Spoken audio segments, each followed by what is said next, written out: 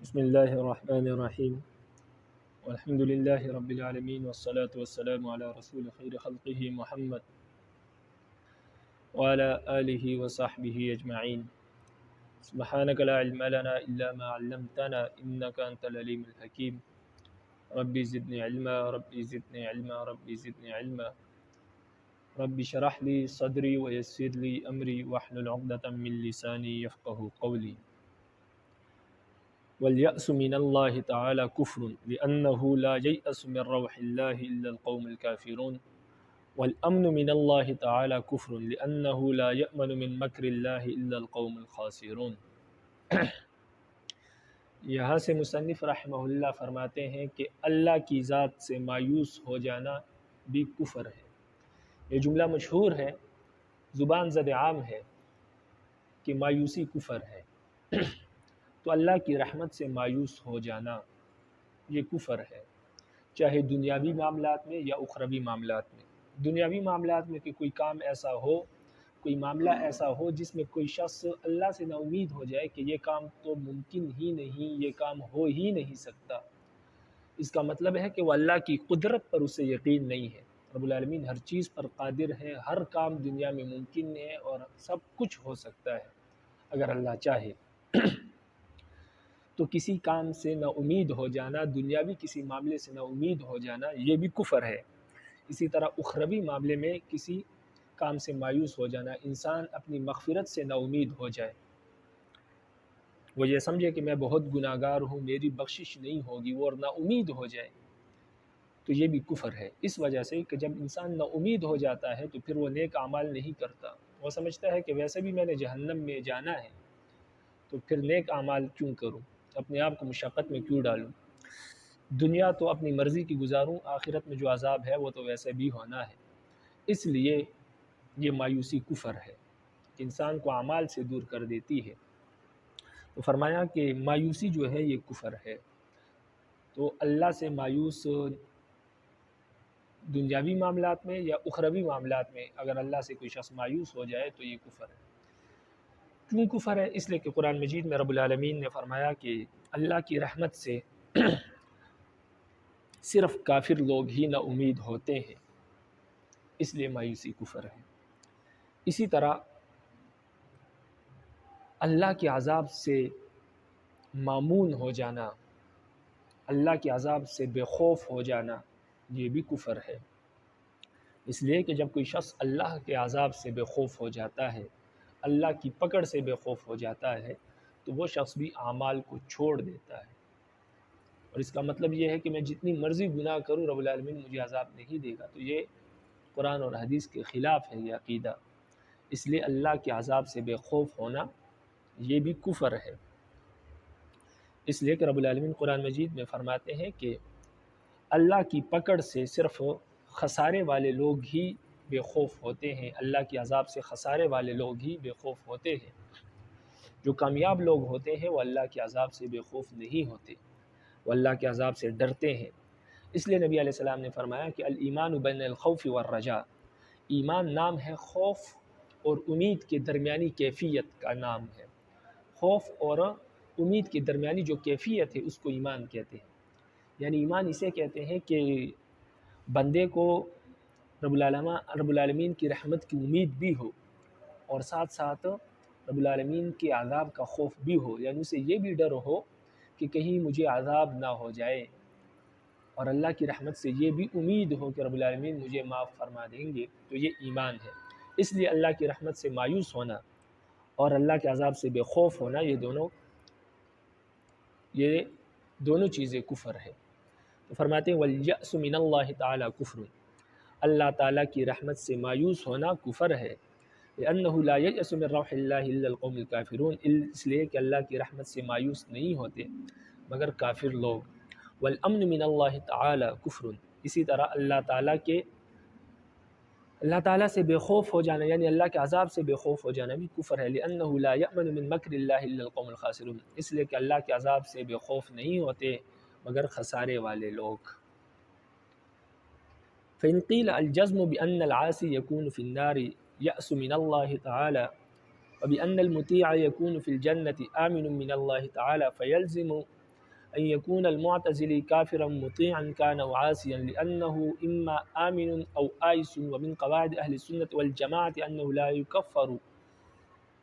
أحد من أهل القبلة. قلنا هذا ليس بيأس ولا أمن، لأنه على تقدير العصيان لا ييأس أن يوافقه الله تعالى للتوبة والعمل الصالح، وعلى تقدير الطاعة لا يأمن من أن يدخله الله تعالى فيكتسب. یہاں سے فرماتے ہیں کہ اگر کوئی شخص یہ اعتراض کرے کہ اگر کوئی شخص یہ یقین کر لے کہ گناہگار جو ہے وہ جہنم میں جائے گا، تو اس کا مطلب یہ ہے کہ اس کے نزدیک جو شخص گناہگار ہے وہ اللہ کی رحمت سے مایوس ہے۔ اور اسی طرح اگر کسی شخص کا یہ عقیدہ ہو کہ جو فرما بردار ہے وہ یقیناً جنت میں جائے گا، تو اللہ کے عذاب سے بے خوف ہے۔ اور یہ معتزلہ کا عقیدہ ہے کہ وہ کہتے ہیں کہ جو گناہگار ہے وہ ضرور جہنم میں جائے گا، اللہ پر واجب ہے کہ وہ جہنم میں جائے، اور جو نیکوکار ہے تو وہ ضرور جنت میں جائے گا، یعنی اللہ پر واجب ہے کہ اس کو جنت میں داخل کرے۔ تو معتزلہ تو پھر کافر ہوئے۔ تو معتزلی آدمی جو ہے وہ کافر ہوگا، چاہے وہ گناہگار ہو یا فرما بردار ہو۔ گناہگار ہونے کی صورت میں اس لیے کافر ہوگا کہ معتزلہ یہ سمجھتے ہیں کہ جو شخص گناہگار ہے وہ جہنم میں جائے گا یقینی طور پر۔ تو اس کا مطلب تو یہ ہوا کہ گناہگاری کی صورت میں وہ اللہ کی رحمت سے مایوس ہے۔ جب اللہ کی رحمت سے مایوس ہے تو اس کا یہ مطلب ہے کہ وہ تو کافر ہو گیا، کیونکہ اللہ کی رحمت سے مایوس ہے، اور مایوسی کفر۔ اور اگر وہ فرما بردار ہے تو معتزلہ کا عقیدہ ہے کہ جو فرما بردار ہے وہ ضرور جنت میں جائے گا، یعنی اللہ پر واجب ہے کہ اس کو جنت میں بھیجے۔ تو ایسی صورت میں تو فرما بردار بھی جہنمی ہے، اس لیے کہ وہ اللہ کی خوف سے، اللہ کے عذاب سے بے خوف ہے، اس لیے کہ ان کا عقیدہ ہے کہ اللہ پر واجب ہے کہ اس کو جنت میں بھیجے۔ تو جب جنت میں جائے گا، اس کا مطلب ان کا یقینی عقیدہ ہے، تو اس کا مطلب یہ ہے کہ وہ بے خوف ہے اللہ کے عذاب سے۔ تو فرما برداری کی صورت میں وہ اللہ کے عذاب سے بے خوف ہے، اس لیے وہ کافر ہے، اور مایوسی کی صورت میں وہ اللہ کی رحمت سے مایوس ہے، اس لیے وہ کافر ہے۔ تو معتزلہ تو پھر دونوں صورتوں میں کافر ہوگی، اس لیے کہ وہ گناہگاری کی صورت میں اللہ کی رحمت سے مایوس ہوتے ہیں، اور فرما بردار ہونے کی صورت میں وہ اللہ کے عذاب سے بے خوف ہوتے ہیں، تو لہٰذا وہ تو کافر ہے۔ اور اہل سنت والجماعت کا یہ عقیدہ ہے کہ وہ فرماتے ہیں کہ جو مسلمان ہے، جو اہل قبلہ ہے، جو ہمارے قبلے کی طرف رخ کر کے نماز پڑھتے ہیں، یعنی جو مسلمان ہیں، ان کو کافر نہ کہا جائے۔ تو اہل سنت والجماعت تو کافر نہیں کہتے، لیکن اگر حقیقت حال کو دیکھیں تو معتزلہ تو کافر ہے، اس لیے کہ یا تو اللہ کی رحمت سے مایوس ہے اگر گناہگار ہے، اور یا اللہ کے عذاب سے بے خوف ہے اگر فرما بردار ہے۔ تو اب کیا کریں؟ اب کس پر عمل کریں؟ ان کو کافر کہے تو اہل سنت والجماعت کا جو اصول ہے وہ ٹوٹتا ہے، اس لیے کہ وہ اہل قبلہ کو کافر نہیں کہتے۔ اگر ان کو کافر نہ کہے تو پھر بھی اہل سنت والجماعت کا عقیدہ ٹوٹتا ہے کہ مایوسی کفر ہے، اور بے امنی بھی، اللہ کے خوف سے مامون ہونا، بے خوف ہونا، یہ بھی کفر ہے، تو یہ عقیدہ ٹوٹتا ہے۔ اب کیا کریں؟ تو اس کا جواب ہم یہ دیتے ہیں کہ معتزلہ نہ مایوس ہوتے ہیں اور نہ اللہ کے عذاب سے بے خوف ہوتے ہیں، اس لیے کہ معتزلہ کہتے ہیں کہ جو گناہگار ہے وہ جہنمی ہے، لیکن ساتھ ان کا یہ بھی عقیدہ ہے کہ ممکن ہے کہ اللہ تعالیٰ اس کو توبے کی توفیق دے دے، اس لیے وہ اللہ کی رحمت سے مایوس نہیں ہے، اس لیے کہ ان کو توبے کی امید ہے اس شخص سے کہ ممکن ہے اللہ اس کو توبے کی توفیق دے دے، یہ توبہ کر لے اور فرما برداروں میں اس کا نام لکھا جائے اور جنت میں چلا جائے۔ اس لیے گناہگار ہونے کی صورت میں معتزلہ جو ہے وہ مایوس نہیں ہوتے، اس لیے کہ ان کو یہ امید ہوتی ہے کہ اللہ ان کو توبے کی توفیق دے دے گا۔ ہاں، ان کا یہ عقیدہ ہے کہ جو گناہگار ہے وہ ضرور جہنم میں جائے گا، لیکن ساتھ ساتھ یہ بھی عقیدہ ہے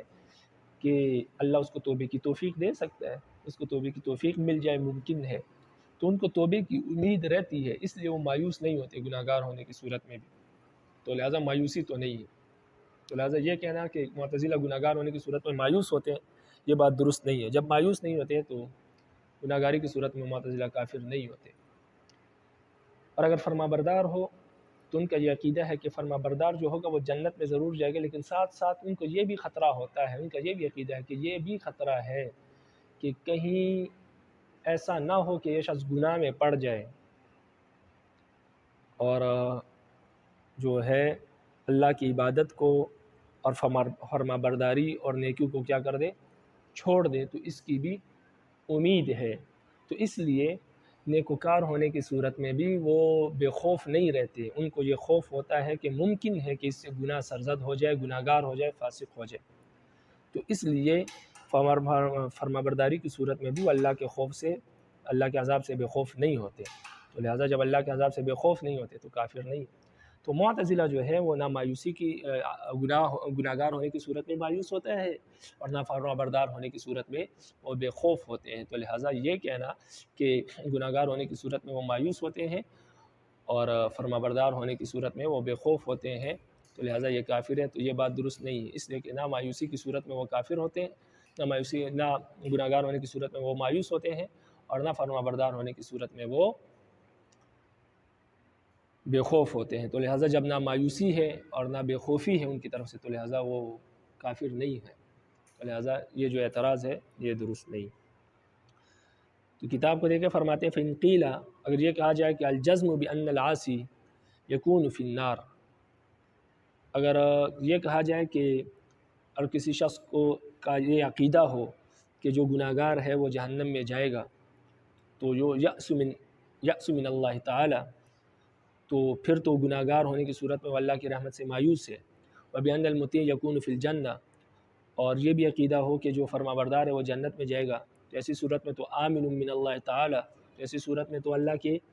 تعالیٰ کے عذاب سے بے خوف ہے۔ تو فرماتے ہیں کہ اگر کسی کا یہ عقیدہ ہو تو فَيَلْزِمُ، تو اس سے تو یہ لازم آئے گا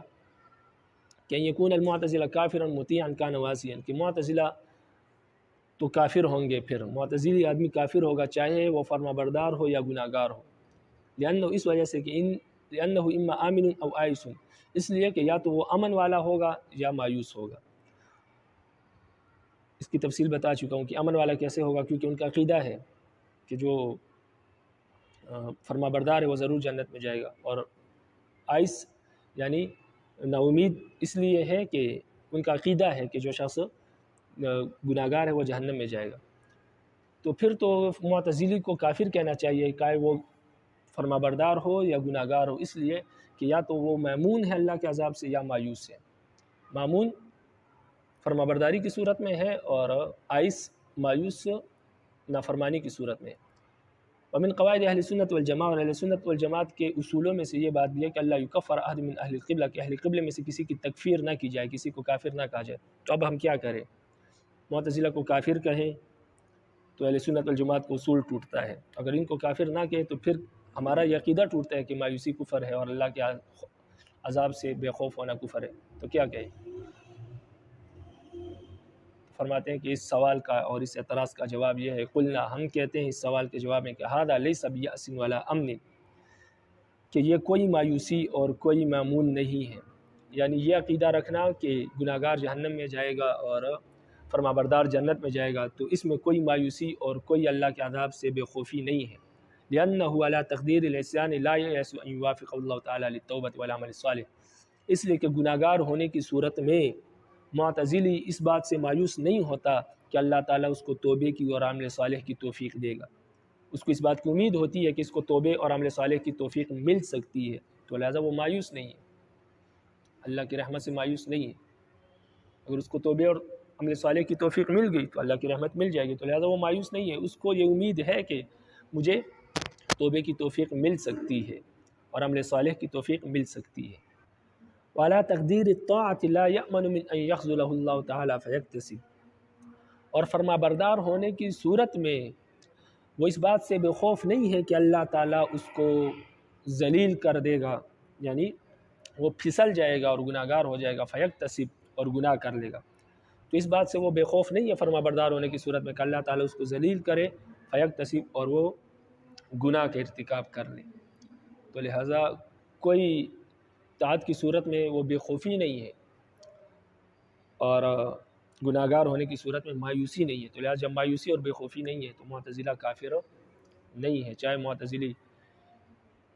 فرما بردار ہو تب بھی کافر نہیں ہے، اس لیے کہ اس کو خطرے کی امید، اس کو اللہ کے عذاب سے بے خوف نہیں ہوتا، اس کو ہمیشہ خطرہ ہوتا ہے، اور اسی طرح جب وہ گناہ گار ہے تو اس کو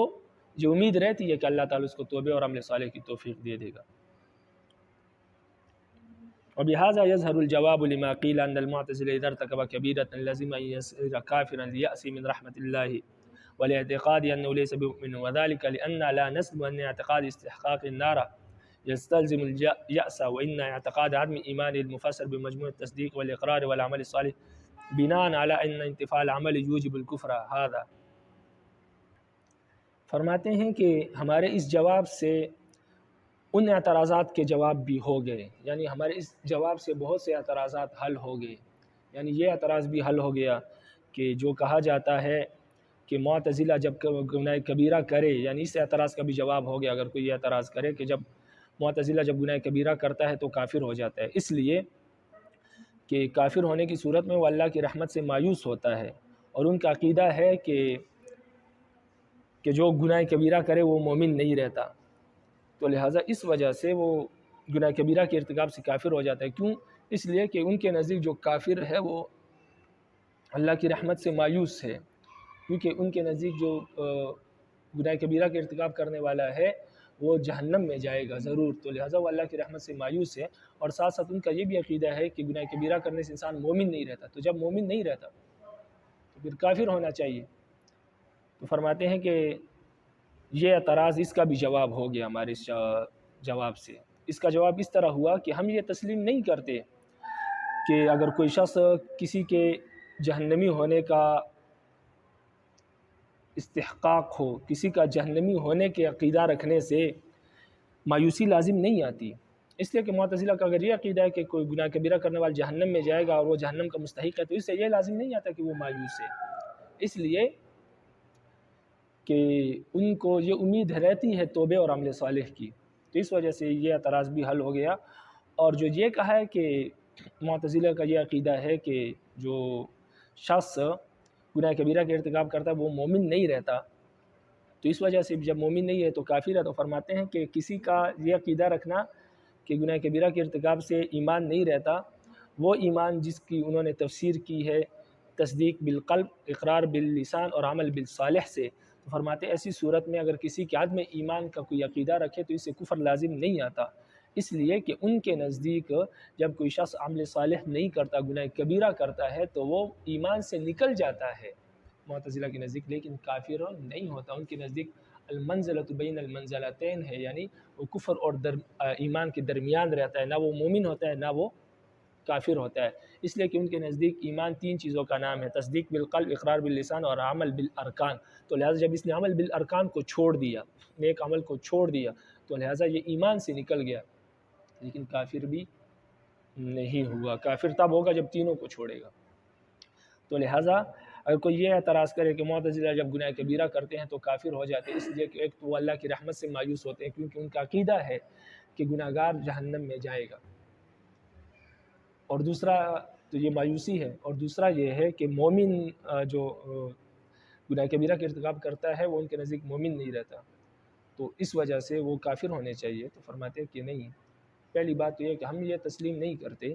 کہ اگر معتزلہ کسی کے جہنمی ہونے کا عقیدہ رکھے کہ یہ جہنم کا مستحق ہے تو اس سے مایوسی لازم نہیں آتی، کیونکہ ان کے نزدیک توبے اور عمل صالح کی امید رہتی ہے ان کو کہ اللہ ان کو توفیق دے دے گا۔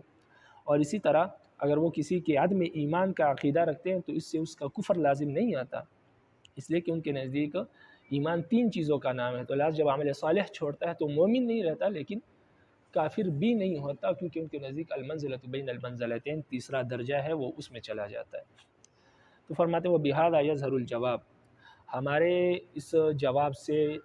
جواب ہو گیا اس اعتراض کا بھی جو کہا جاتا ہے کہ ان المعتزلی، کہ معتزلی اذا ارتکب کبیرۃ، معتزلہ جب گناہ کبیرہ کے ارتکاب کرتا ہے تو لازم آتا ہے کہ یصیر کافرا، تو اس سے یہ لازم آتا ہے کہ وہ کافر ہو جائے،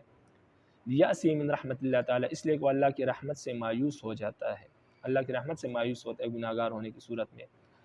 ولاعتقاد ہی، اور اس وجہ سے اس کا کافر ہونا ضروری ہے، ولاعتقاد ہی، اس وجہ سے اس کا عقیدہ ہے کہ انہ لیس بمؤمن، کہ گناہ کبیرہ سے انسان مومن نہیں رہتا، تو اس کا جواب بھی ہوگا۔ اور اس کا جواب اس طرح ہوا کہ ذالک لأن لا نسلم، اس لیے کہ ہم تسلیم نہیں کرتے کہ ان اعتقاد استحقاق النار، ان کا کسی کو جہنم کے مستحق ہونے کا عقیدہ رکھنا، اس سے یہ لازم نہیں آتا کہ یستلزم الجأس، اس سے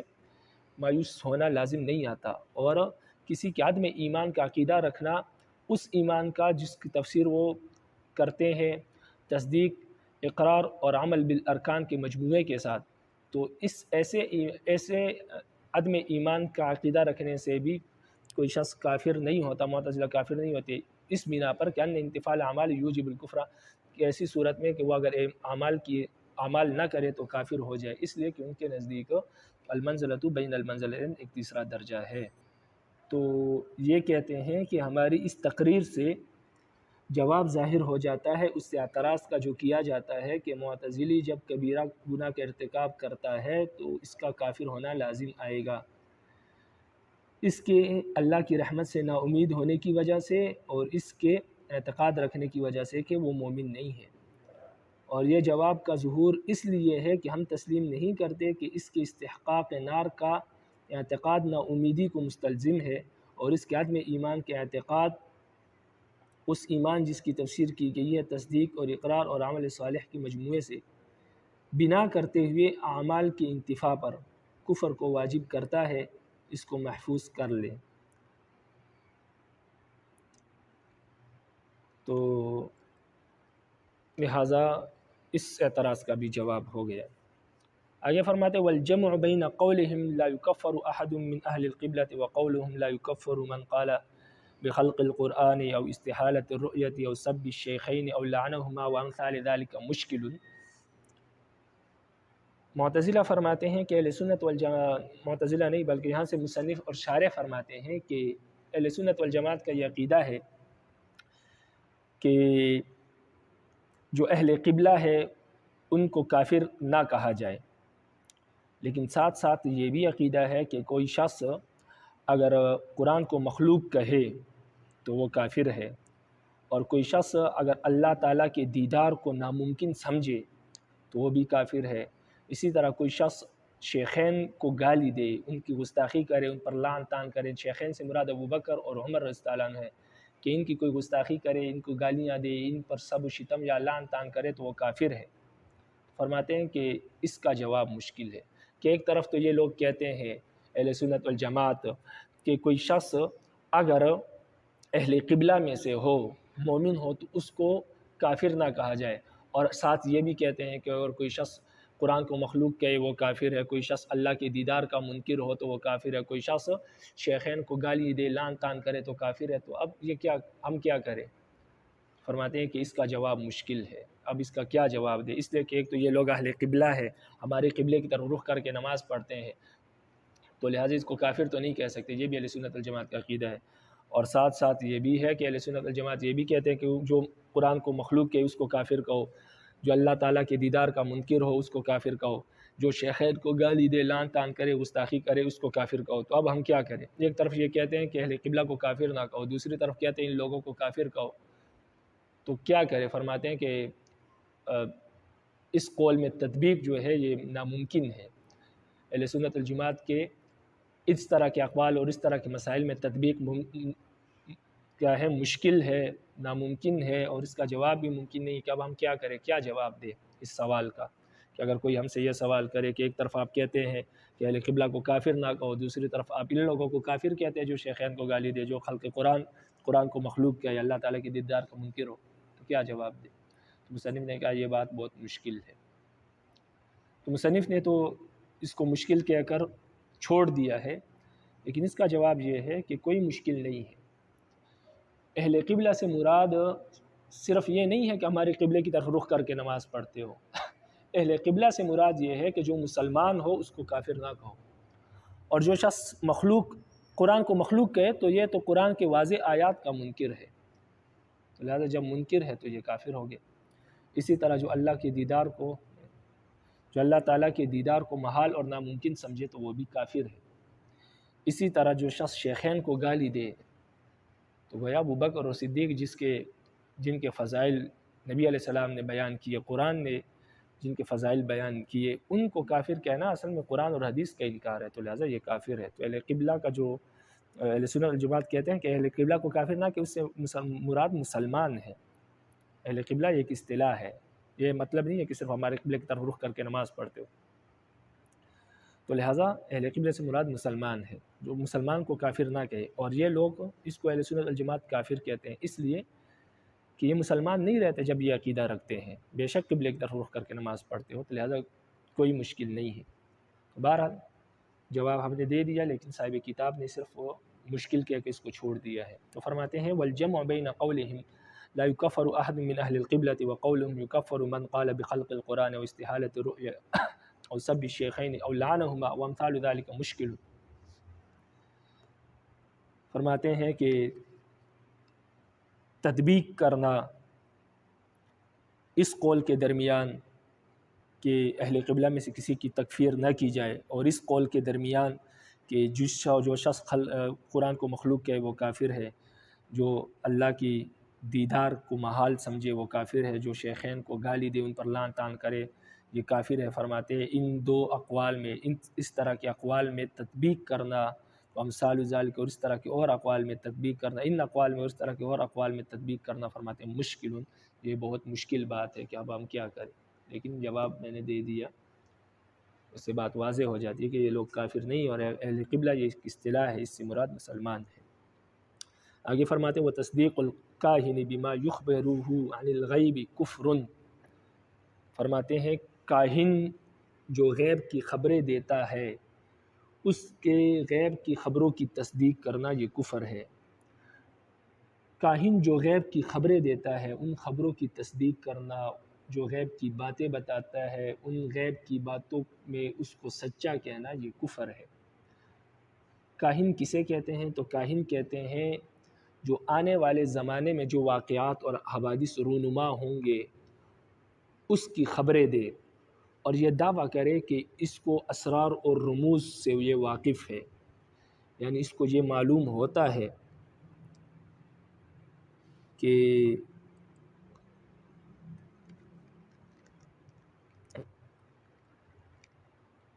خزانہ کہاں دفن ہے، اور اسی طرح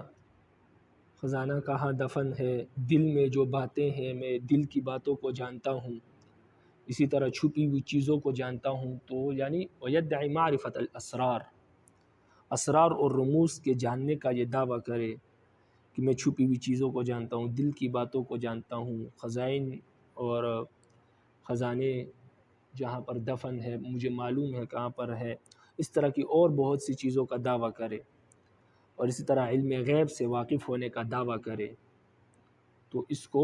کاہن کہتے ہیں۔ تو دوبارہ سن لیں، کاہن کہتے ہیں اس شخص کو جو مستقبل میں آنے والے واقعات کے جاننے کا دعویٰ کرے، مستقبل میں آنے والے واقعات کی لوگوں کو خبر دیتا ہو کہ کل آپ کے ساتھ یہ ہوگا، ایک سال کے بعد آپ کے ساتھ یہ ہوگا، یا ایک سال بعد ملک میں یہ ہوگا، دنیا میں یہ ہوگا، تو آئندہ آنے والے واقعات کی، آئندہ زمانے کے لوگوں کو خبریں دے، اور ساتھ ساتھ اسرار اور رموز کے جاننے کا دعویٰ کرے۔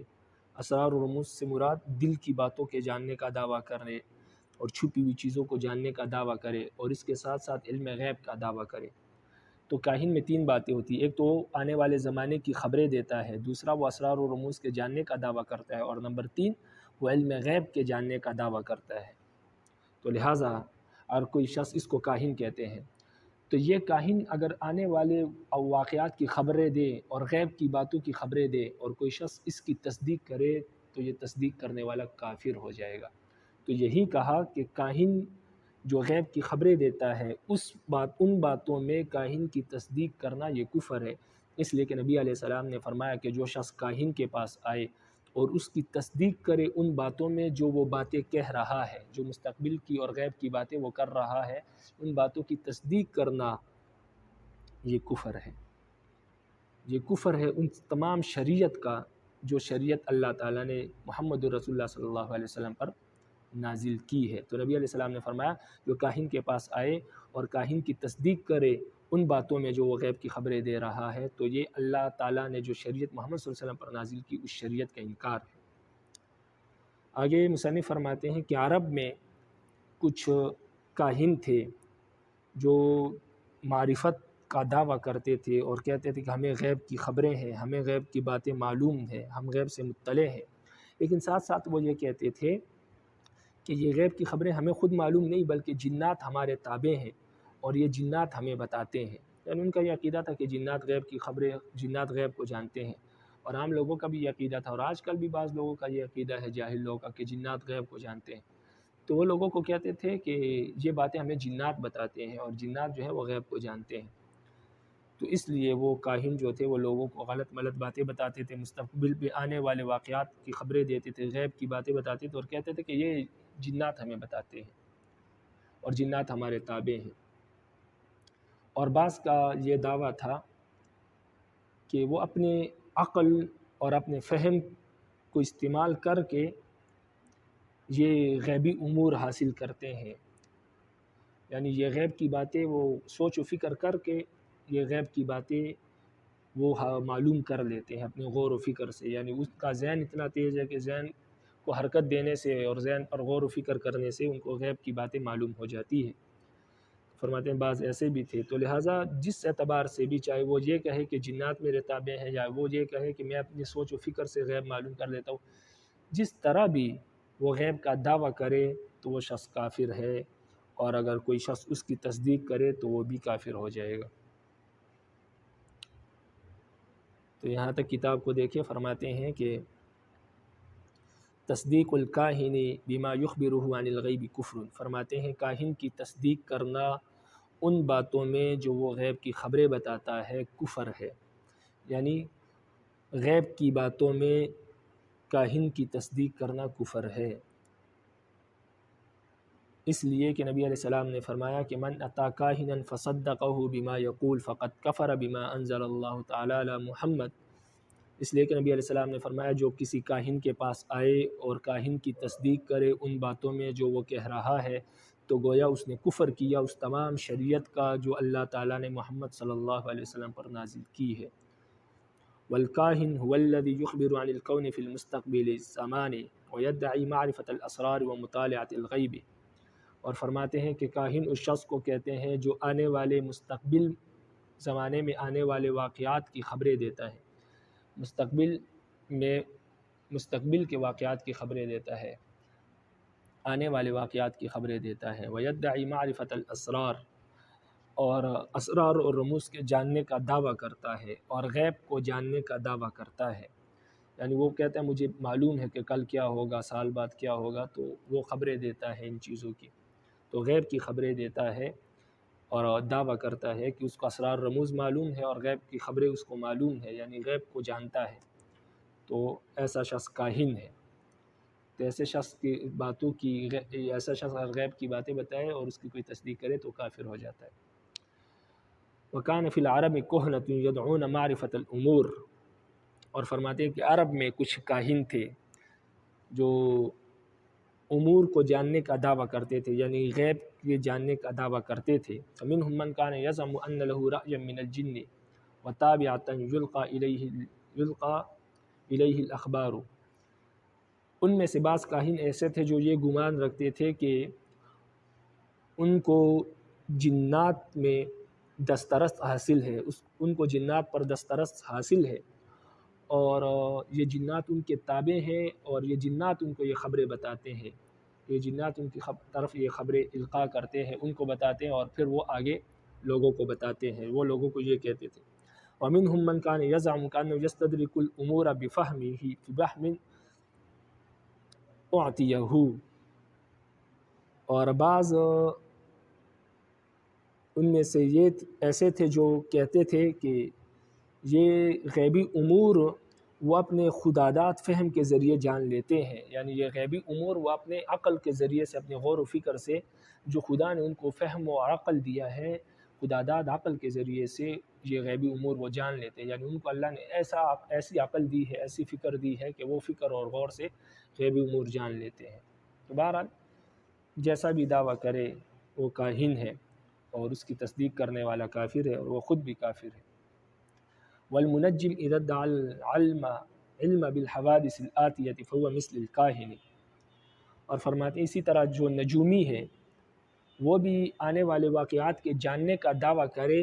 تو اس کا حکم بھی کاہن کی طرح ہے، تو یہ بھی کاہن کی طرح ہے، یعنی یہ بھی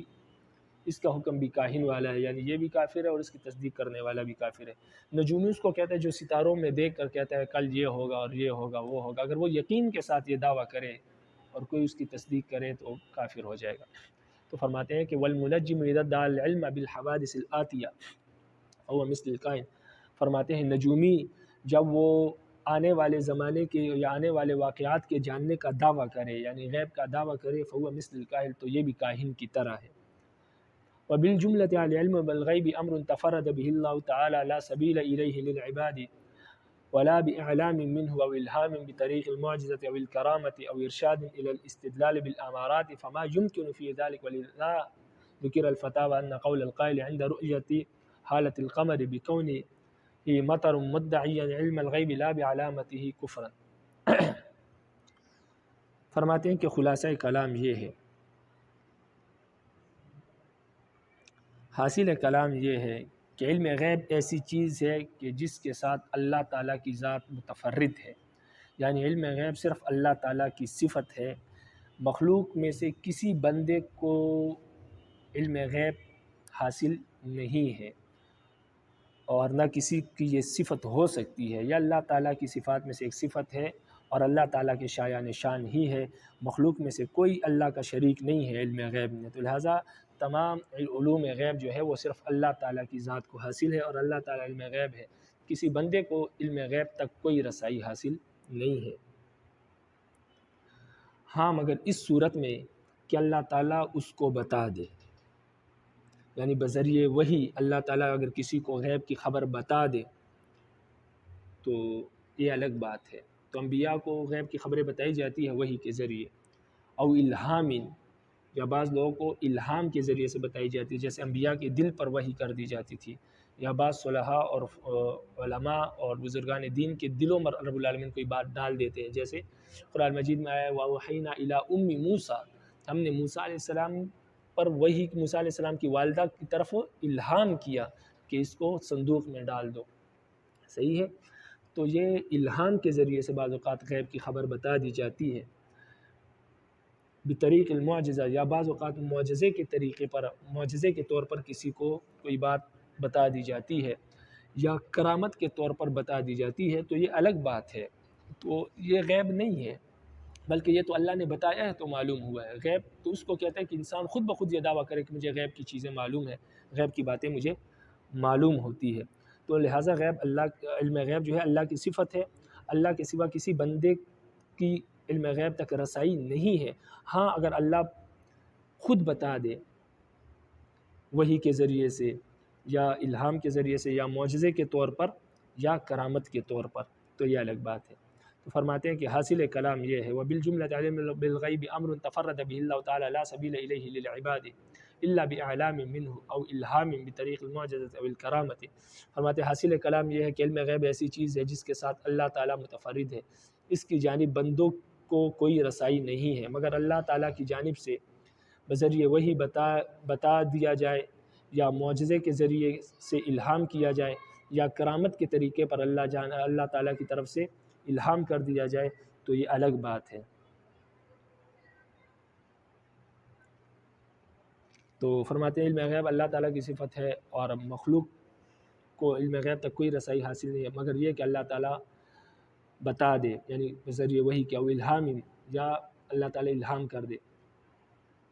تو کیسے بتا دے؟ بطریق المعجزہ، یا معجزے کے طور پر بتا دے، تو اس کو کہتے ہیں بِإِعْلَامٍ مِّنْهُ، اس کی تفسیر کر دی بطریق المعجزہ کے ساتھ، کہ معجزے کے طور پر بتا دے یعنی وحی کے طور پر، او الکرامہ،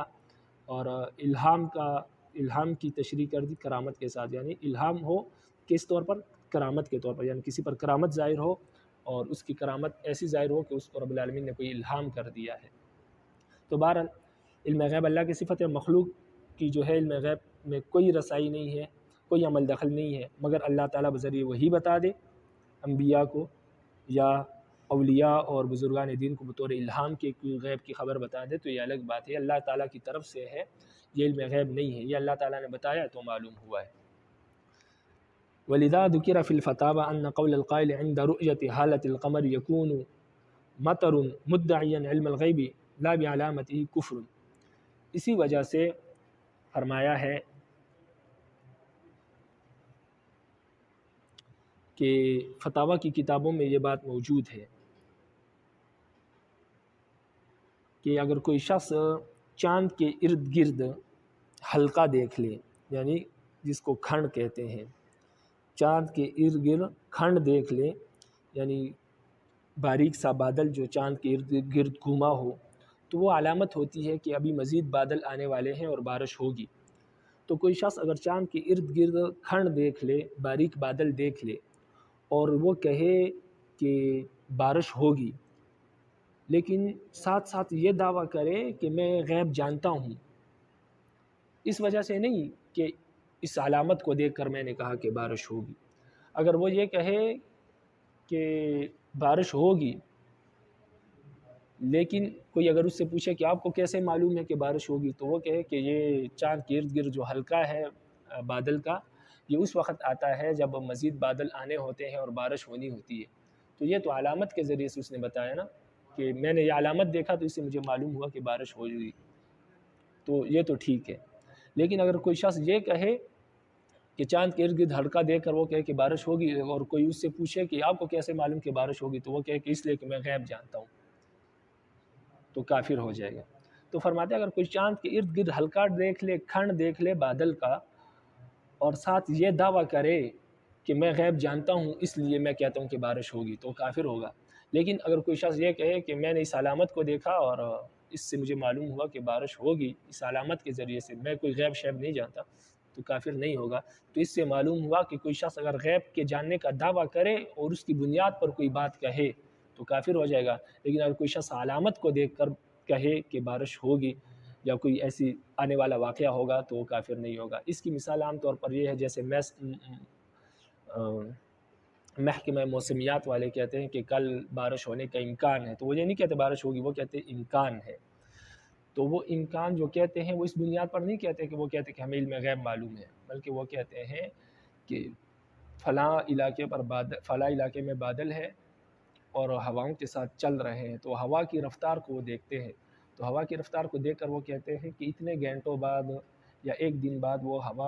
وہ بادل جو ہے ان ہواؤں کے ساتھ چلتے چلتے اس شہر میں پہنچ جائیں گے، تو لہذا اس شہر میں بارش ہونے کا امکان ہے۔